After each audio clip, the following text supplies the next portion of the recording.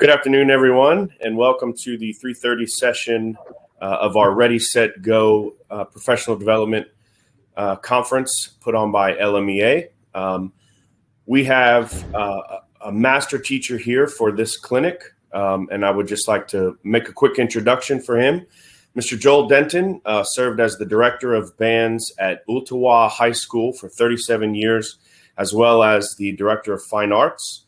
He's an active adjudicator, clinician, and consultant for bands throughout the country.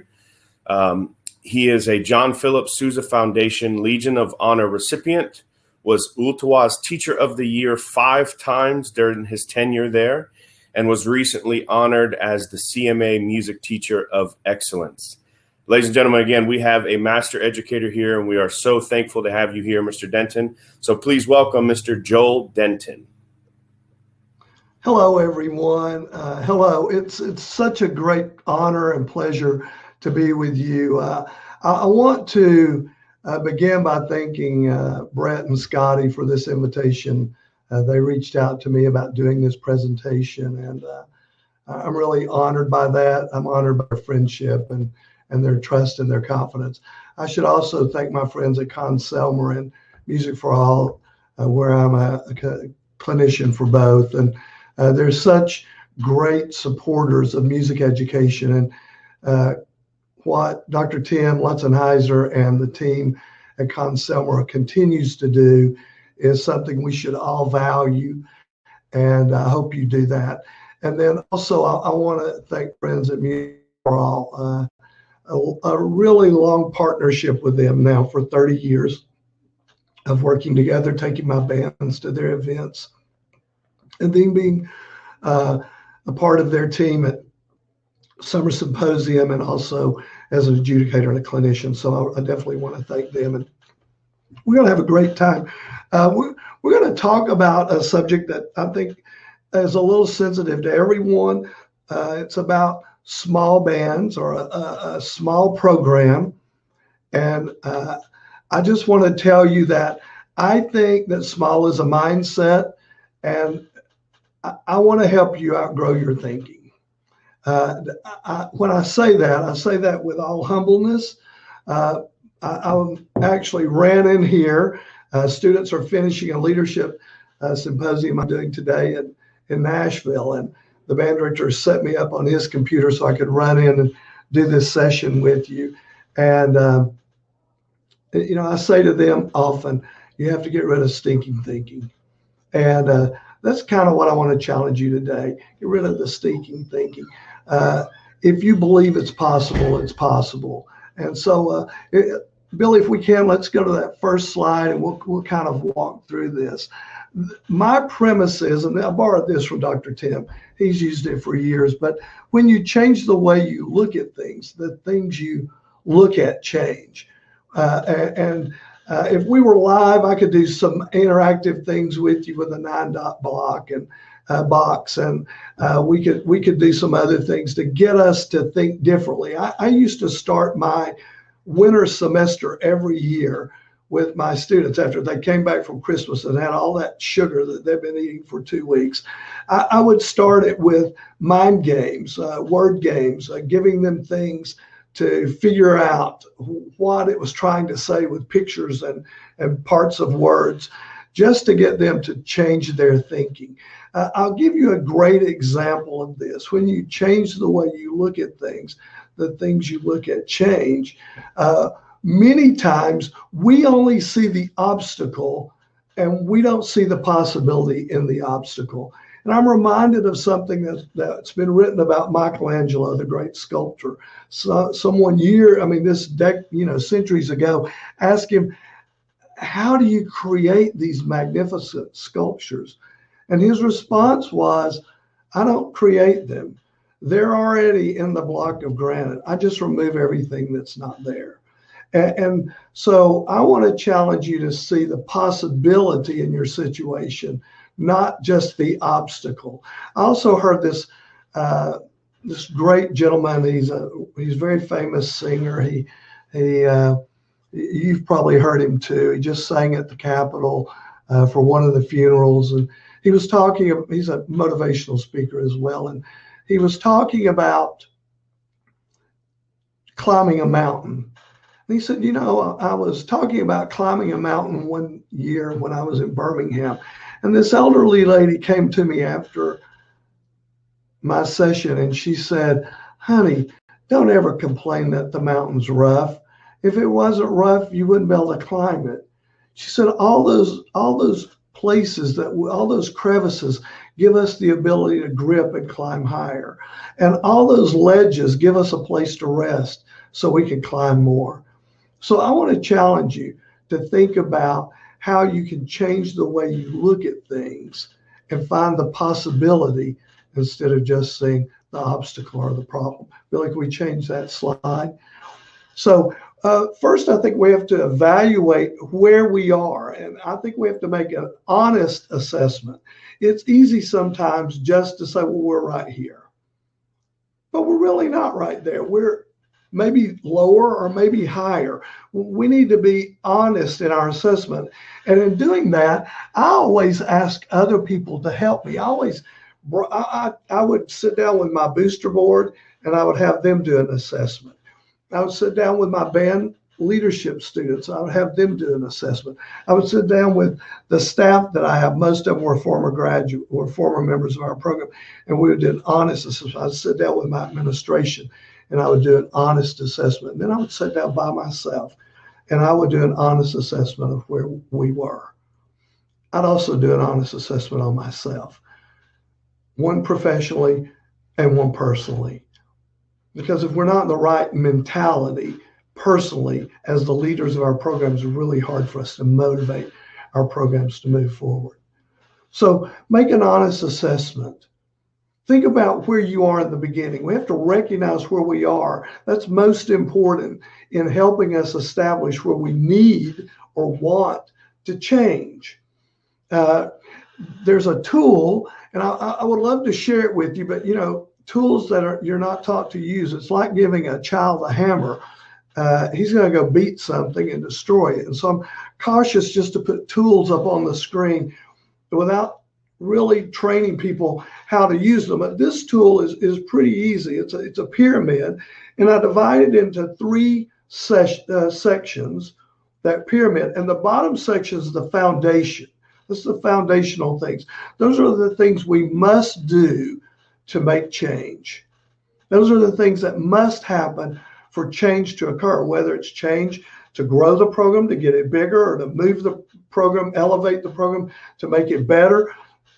We have to do foundational things we must do. The middle of the pyramid are the things we need to do. You can't do those until you do the things you must do. They sit on that foundation, those fundamental things. Those things sit on it. People say, well, my band can't play lip slurs. And I go, can they play long tones? Well, we don't play long tones. Well, you play long tones to establish the embouchure, to get the corners set, to create their ears so they can listen, because then they can hear the intervals for the lip slurs. If they can't play the long tones, they can't play the lip slurs. So you have to do the foundational, and then you do the things you need to do. Those are the secondary things in building your pyramid. Once you establish those things, then you can move to the things you want to do.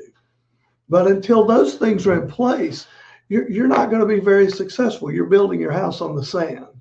And we know that doesn't really work well unless we dig really deep. So we have to have a foundation. We have to have fundamentals. And then we have to have the next set of things that give us the possibility to get better, or we have to figure out a creative way to help us get bigger if we want to grow. Excuse me, please. A lot of you may not know this. I had a heart attack on June the 30th. My recovery has been remarkable, and I'm just going to say God has been really faithful about that. But I have this little hacky thing that happens in my throat from time to time. So we need to make an honest assessment. We need to figure out where we are. Let's think about the beginning. And then why do we want to change? Let me say that again. Why do we want to change? Not what do we want to change? but why do we need to change? Too many times in education, we focus on the what. We focus on the rigor. Do you have rigor in your classrooms? What are your standards? What are your standardized test scores? And we even do it with leadership sometimes. We focus on the what of leadership without really teaching students why they need to be leaders and how to be leaders. And so this says, why? Why do you need to change? If you can't define your why, the what is unimportant. And if you can't define the what, once you know the why, then the how is unimportant. But if you can define why and what, then you can talk about how. And let me tell you, in education, you can never talk about how without talking about who, because your students are central to everything you're going to do in the program. That's where the belief system, that's where the culture happens. That's where you cultivate the change in the students. And then they will, when they start seeing success, they will inspire their parents to join you in that. But until the students are feeling it, parents are not going to be there to support you in doing it. Okay. Well, why do we need to change? Well, first off, I think we need to change because we're capable of more. It says you're capable of more. Let me say we're capable of more. All of us are capable of being more, doing more, becoming more, achieving more than we thought we could. Dr. Tim does a thing with hands. Frank Troika does it too. And he'll ask the students to raise their hands. And the students sometimes will do 40% or 60% or 80%. And then he'll say, raise them as high as you can. And they'll raise them as high as they can, or they think they can. And then he'll say, raise it a little bit more. And they'll realize there was a little bit more there. If you knew me, my own two children, my personal children would tell you there's three words I hate in the English language. I hate the word average, I hate the word ordinary, and I hate the word mediocre, because I don't think it takes anything to be those things in our society anymore. I think everyone can achieve average without much effort. You can be mediocre without giving much effort. You can be ordinary without much effort. But you know what? I like to talk about things that relate to other subjects. So if you looked at the water molecules of water at 211 degrees, you would see that those molecules are dancing around. They're just dancing. They're just kind of going crazy at 211 degrees. But at 212 degrees, it's just one more degree. At 212 degrees, they reach a boiling point. And that boiling point at 212 degrees, 1 degree hotter, causes those molecules to go absolutely ridiculous. They look like they're going they're all over the place. It's amazing. Same thing with the word ordinary. We know what it means, but you put that little word extra on it, and it changes the meaning multiple times.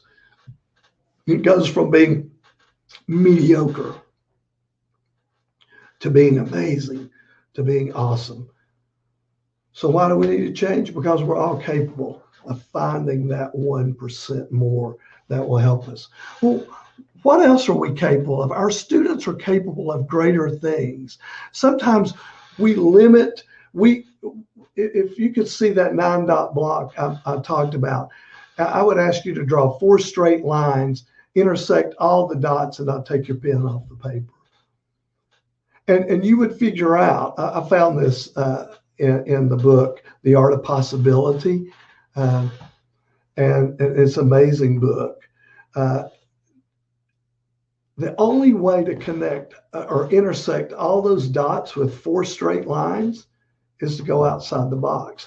But our mind sees the confines of the 9 dots. And so we have to get where we don't look at the confines, we look at the opportunities outside those confines. Again, we get past the problem to see the possibilities that are there. Our students are capable of greater things. Everyone deserves a chance to be the best they can be. Our 6th president, John Quincy Adams, said, and this is kind of a little paraphrase, but he said, if you can get someone to believe more, do more, become more, achieve more, then you're a leader. You're a leader.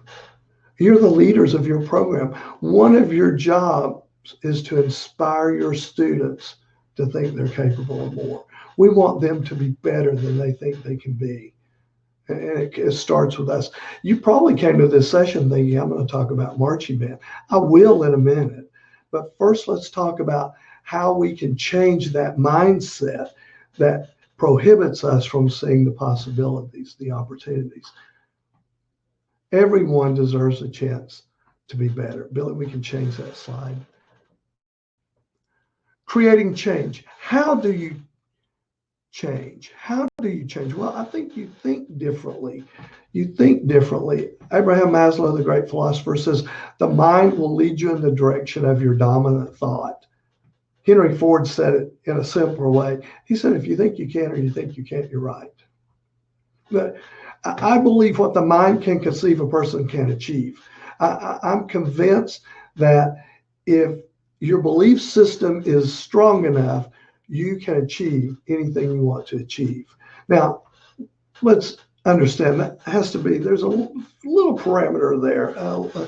I'm not talking about getting wealthy or things like that. I'm talking about having an influence, but creating a significance in students' lives that will inspire them to do more. The Ultiwa band was a smaller band by Bands of America standards. We usually march somewhere between 100 and 120 people. I know there's much smaller bands that participate in Bands of America. The great Adair County High School band, Tim Allen was there for years and years. We went to college together. He won about 20 state championships. Was the first, I think, Class A band to ever make finals back in the 90s at Bands of America. He was followed by Tom Case, who did amazing work. Tom won 4 consecutive Class A championships at Grand Nationals between like 2012 and 2016 or 2013, 2017. I can't remember the exact years, but amazing bands. And I was talking to Tim when he was there. This was in the 90s before we both got incredibly busy with our band programs. And we went to the alumni band and we were going to lunch, and I'm riding in his car with him. And I looked at him and said, Tim, you know, my band at the time was not a whole lot bigger than his. It was about 90. He had about 65. So, and I said, so Tim, when you orchestrate, do you write 3 trumpet parts? How many low brass parts do you write? Do you divide the mellophones? And he just started laughing. I said, Tim, why are you laughing at me? He said, Joel, I can't write parts like that. And I said, well, what do? You know, he was marching 7th graders to 12th graders, 65 students. They were competing with the absolute best bands in the state of Kentucky, week in and week out. They were making finals at Grand National, at Bands of America regionals, winning Class A championships. So, like I said, they were the first A band, I think, to make finals at Grand Nationals. And he looked at me and said, I can't write like that. He said, Joel, when I write my trumpet parts, I have a part for Johnny and a part for Susie and a part for Anthony and a part for Tommy and a part for Taylor. And he said, every kid has their own part. And I said, Tim, you're kidding me. And he said, no. He had about 40 wind players. All 40 of them had a part that was their part. See, it's possible, but you have to change the way we think. Is it more work? Is it more effort? Yes, but is the benefit to our students, ourselves as teachers, that we get to see our students succeeding at a really high level, worth it? Absolutely, it is worth it. It's always worth it to pour into our students. So we have to change the way we think. Get rid of that negative thinking, stinking thinking, and start thinking about what the possibility is for you and your program. Okay, Billy, we can change that slide. So here's just a little example. I'm just going to play with you a couple of times here. I want you to look at that and see if you can figure out what it is. You know, what are the sums there of those 3 little problems?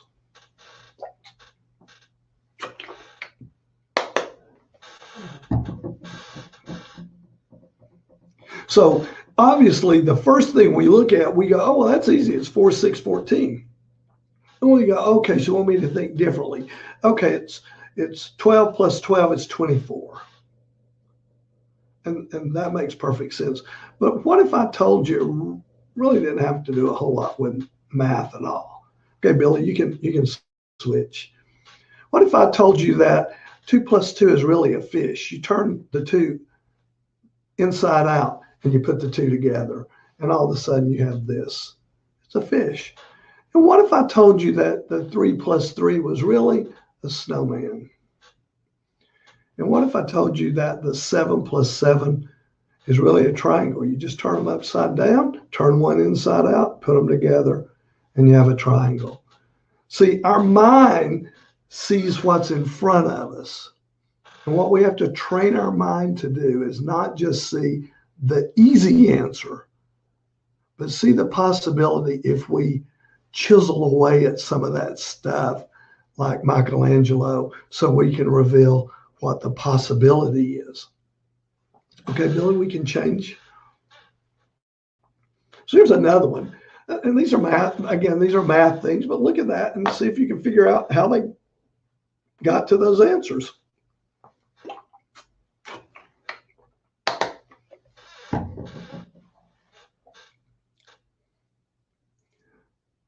So obviously, I don't want to run out of time. So obviously, we can look at that and we can see that 6 plus 4 is 10 and 9 plus 2 is 11. So we see that the back side of those numbers are correct.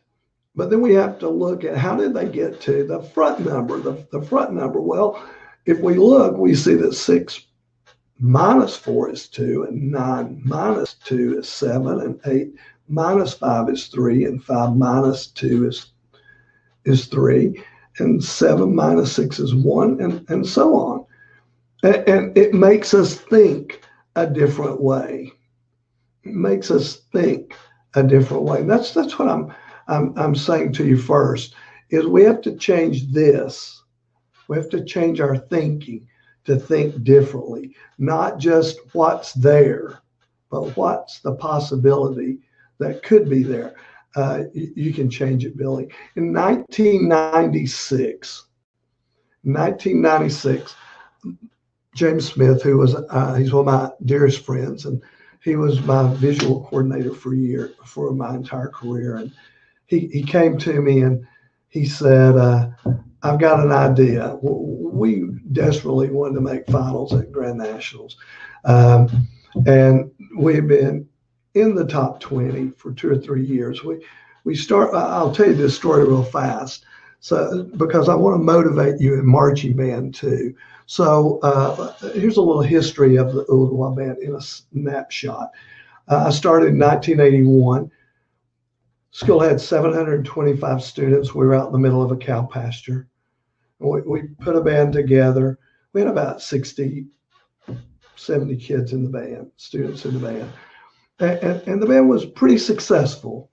By year 3, we were doing well. We were making consistent superiors and competing with bands that I wanted to be able to compete with in our area of our state and down into Georgia a little bit.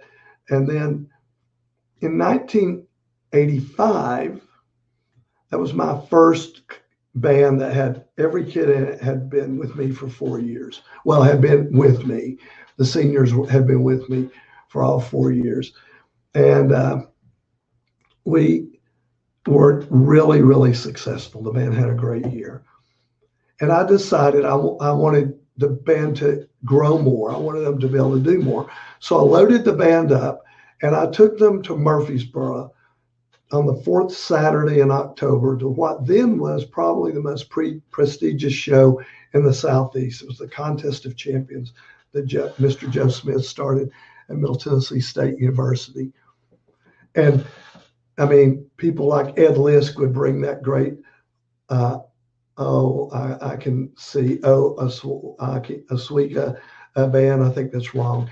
Down from New York, and J. Larry Moore would bring the Great Lafayette Band down from Kentucky, and Chuck Campbell would bring his great band down from Kentucky, and Jeff Hood would bring a great band down from Kentucky. And we had these guys in Nashville at McGavock who had great bands, and we had Joanne Hood at I think Rick Murphy, that was his first year at McGavock, and Joanne Hood at John Overton. They were the best bands in our region of the country. And I wanted my band to see what we wanted to be. So we didn't go to compete. We went and sat as spectators on the home side so we could see their performances. And at the end of the night, before we got on the bus, I got the band all together and I said, "Did you see what we came for? That's what we want to be like. We want to work towards that." All those bands some of them were twice our size at that point, or even bigger. And so we went home. We started doing that. 1990, we won the Music City Invitational at McGavock. We went to 4 contests that year. We won every award that was possible for us to win, including the big trophy that was in the casket at McGavock. And we took them home, and the students then had a tradition. They'd put them all on a table at the front of the room, and they were right outside my office. And so the end of the fall, we were getting ready for the holiday, the Christmas concert, and we'd done an after-school rehearsal. And I'm walking out of my office. I've got the lights out in the band room, but there's just enough sunlight to shine through the windows. And as I'm walking across the band room, the sparkles off of those trophies caught my attention. I turned and looked, and there were over 40 trophies on the table and the floor. And something said, "Joel, there's more to this than that. There's more to this. There's more to band than those trophies." And so the rest of the year I contemplated on that. And in 1991, we went to Bands of America for the first time. When we made finals at the regional, we were 9th place. We didn't go to Grand Nationals. The next year, we decided we'd go to Grand Nationals. We went back to the regional. We made finals. We were in 10th place, but we went to Grand Nationals. We finished about in the middle of the 60 to 70 bands that were there at that period of time. Now there's always 100. And we felt pretty good about it, but that was before semifinals, and we're sitting in the press box.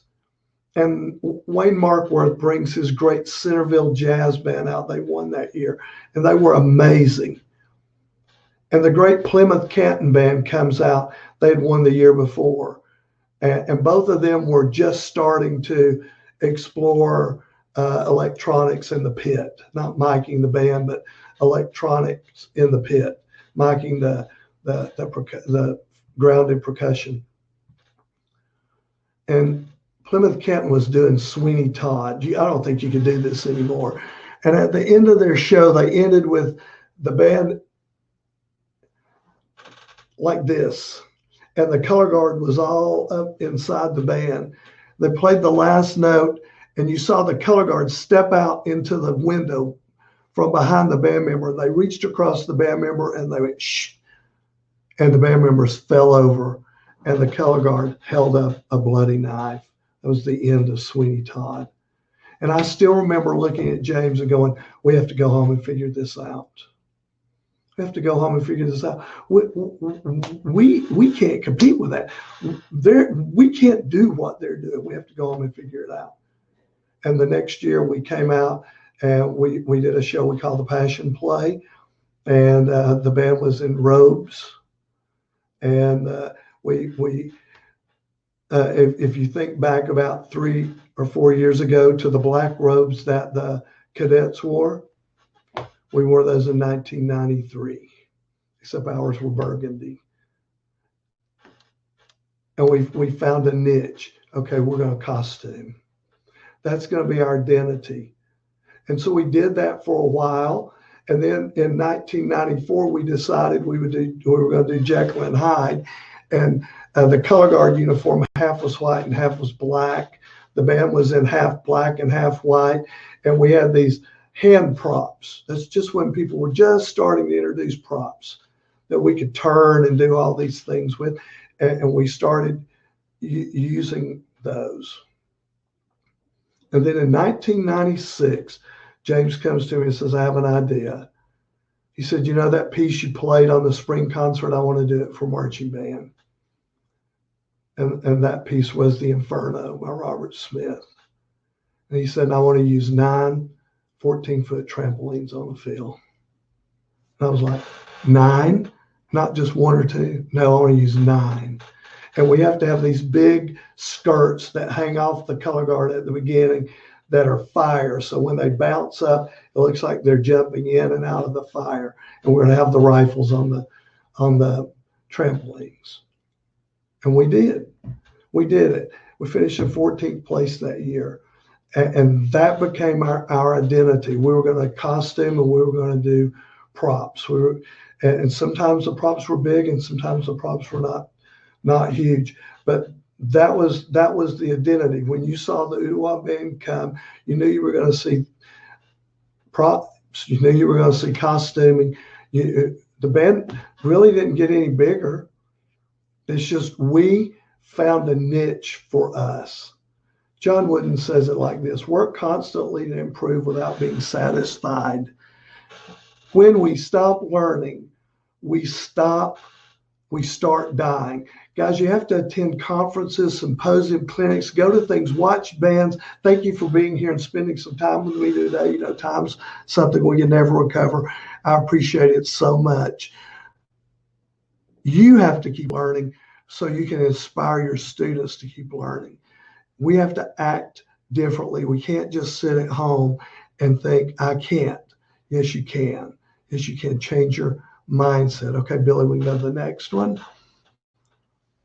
Creating change. What do you change? Well, first, I think you change your expectations. You expect more from yourself because it starts with us. We have to be the first ones to take more responsibility. You know, in Peter Parker's uncle looks up at him in Spider-Man and says, with great power comes great responsibility. I don't really like that. I like, with great abilities comes greater responsibility. Responsibility is made up of 2 words, respond and ability. Responding appropriately with your abilities. We have to change our expectations of ourselves. And the way we do that is we go to those clinics and conferences like you are today. We learn so that we can become more empowered ourselves so that we can empower our students more. I was talking to the band director here today about this. Younger band directors struggle with this. Do the important, not the urgent. There are always going to be those little pop-up fires that want to take your attention away. Guess what? Most of the time they'll burn themselves out. Stay focused on what's important. Don't be chasing around those little fires, putting those little fires out. In the process, you forget about what's important. The most important thing in your room is your students. Your students. And music is the glue and the gas that allows us to put them together and motivate them down the road. Never forget that. Someone once asked me, what's changed in education? I told them this. I said, well, I think the respect for teachers has changed. I think it's changed a lot. I think we're responsible for that a little bit, but that's for another day. I think the way that people appreciate education has changed. I don't think we're responsible for that. I think in some cases, and I don't mean to be political, our politicians have distracted people from seeing the value. We teach everyone in public schools. I have friends and that teach in private schools, and they do wonderful work. But those students are selected to come to that school. We are teachers in the public schools who teach everyone that walks in the building. High achievers, low achievers. And you know what? Sometimes the low achievers have the most engaged parents. They're the ones who will be there. That third trombone player that you want to give up on, his mom and dad are the ones working every Friday night in your concession stand. That third clarinet player that you think's never going to get it, her parents are the ones there painting the props, building the props, sewing the uniforms, creating the costumes, making the flags if you're not buying the prefabbed ones. Yeah. Don't ever give up on them. Don't ever give up on them. The one thing that hasn't changed in education, students will rise to the level of your expectations. If they believe in you, they will believe in what you tell them. But you have to get them to believe in you. Next, sweat the small things to make the big things better. If you went and watched the finals, I really got to hurry. If you went and watched the finals at Grand Nationals, you could be in the warm-up area. After the bands warm up and they put their shakos on and they get ready to go out, somebody walks down those top 3 or 4 bands, sometimes 5 or 6 bands. They're walking down and they're making sure all those plumes in those shakos, if they're still wearing them, are tilted forward just a little bit. That way, when they raise their head to play, the shako is straight up and down. Yeah, they sweat every detail. Sweat the small things. Don't believe that book about don't sweat the small things. Sweat the small things. The small things make the big things better. Also, never forget, if you keep doing what you're doing, you'll keep getting what you're getting. There's no substitute for that. If you keep doing what you're doing, you should not expect a different result. You're going to keep getting what you're getting. Change your thinking. Create a different mindset, change the way you act. Here's the Grand National story real fast. We were in the Grand Nationals in 2002. It was a young band. I always got the tapes after the performance. I'd go listen to the end comments, the wrap-ups, and I had a sequence I listened to. And I got to the individual music judge, and he said, I have so enjoyed being on the field with your students today. They have played so well, but something's been bothering me the whole time. He took a breath, and then he came back on and he said, I think I just figured it out. And he took a breath, and I took a big breath. And this is what he said. I think your students play their music better than they play their instruments. You could have taken a knife and jammed me in my heart. Because what he said was, Joel, you've done a great job teaching this show, but I'm not sure they can play anything else. And my mission was to get them to fall in love with music and want to play it the rest of their lives, whether they were going to major in it or whatever. Sing in church, play in the church orchestra, play in a rock band, play in a garage band, play in a community band, just play, sing, make music. I wanted them to fall in love with it. He just told me, you're doing a horrible job teaching them music. You're just teaching them how to play these tunes, what buttons to push down at the right times.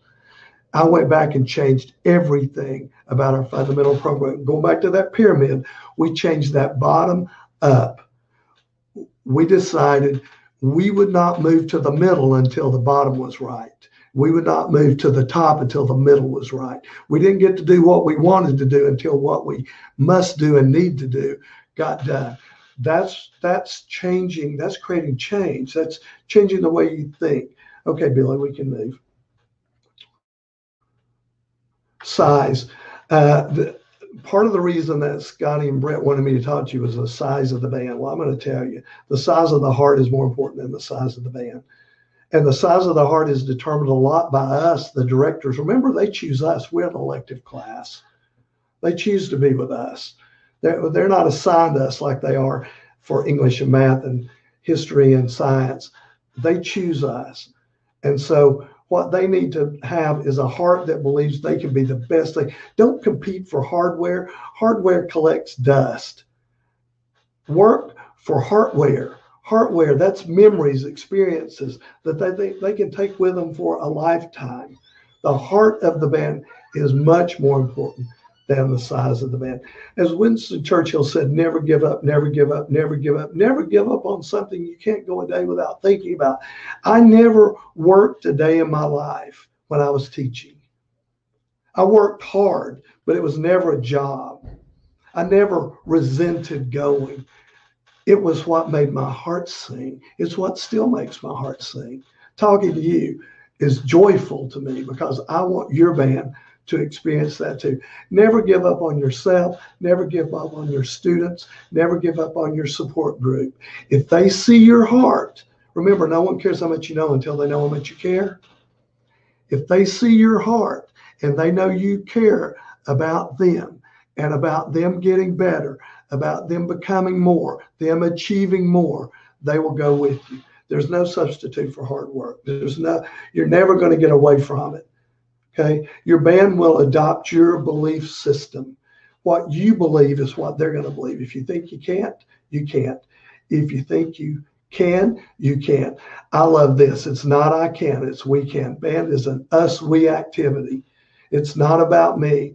We will always accomplish more than me ever could by myself. Okay, Billy, we can go on. Success. Measure your success not on what you accomplish, but what you accomplish with what you have. That's your abilities. That's your abilities. Your abilities are the most determining things. Listen, you don't have to have an arranger. You don't have to have a great high dollar drill designer. You can buy a show from Pepper or one of the other music publishers. You don't have to play it just like it comes. You can cut it down. You can say, we're not going to play B to D. We're going to play A to B and then go to D. You get to make those decisions about your music. You can accomplish that, but it's work. It requires us to make that effort. We will acquire peace of mind by becoming the best you are capable of becoming. Peace of mind comes when you lay down at night and you know you've done the best you can be. I read a book several years ago. It's been, I guess, 15 years ago now. And this book said this, and I've never forgotten it. It says, the man in the mirror is the man you will be. Every morning when you get up, you look in the mirror, the lady in the mirror. You look in the mirror. The person you see in the mirror, you're making a decision to think and act like that person. And only you get to do that. No one else gets to make that decision. That's called the attitude. And no one else gets to play on that string in our lives. We get to. And we get to decide right then and there what our day is going to be. Charles Swindoll said, life is 10% of what happens and 90% of how we respond to it. I believe that's true. We sometimes want to think life is 90% of what happens and 10% of how we respond to it. But our thinking leads to our words, and our words lead to our actions, and our actions become our habits, and our habits define our character, what people think of us, and our character ultimately becomes our destiny, our legacy, how we're remembered. And it all goes back to the beginning of how we think. Peace of mind is acquired when we're the best we can possibly be. Okay, Billy, we need to go on. We're good. I'm going to be late. Remember, success is never final. Failure is never fatal. It's courage that counts. I love John Wooden. Be courageous. Be willing to take chances, risk. Your students will go there with you if they believe in you. Don't wish you had done more at the end. Do all you can with all you have. Do all you can with all you have. Yeah, I'm just out of time. I could spend so much time talking to you about this. Just understand, my email is leaderslead@yahoo.com. That's leaderslead@yahoo.com. Leaderslead, one word, those two words crammed together, @yahoo.com. You can email me. You can reach out to me. I want to help you. I want to encourage you. There's so much possibility in what we do. We make a difference in students' lives. And because we teach them year after year after year, not like the math teacher, the science teacher, the English teacher, passes on to other people, we get to create significance in their lives. They will remember us because we've been there for them. We've gone through the hot with them. We've worked hard with them. We've helped them achieve more than they thought was possible. To find that extra 1%, we've helped them do that. You're all capable of doing that. Please know that. Don't let the size of your program determine the size of your heart. Don't let the size of your program determine the size of your belief system. You can achieve more if you're willing to. I would love to help you if I can. Please reach out. Guys, I wish you the absolute best. I'm so glad you're doing this. And I know that we're all in the midst of a little bit of turmoil here with the COVID virus again. Keep your head up. I like to tell my friends, eyes up, heart open, march forward. That's all we can do. Keep your eyes up, Keep your heart open. You're going to get the blessings every day. If you pour into others, I promise they'll pour into you. I wish you the absolute best. Thank you so much.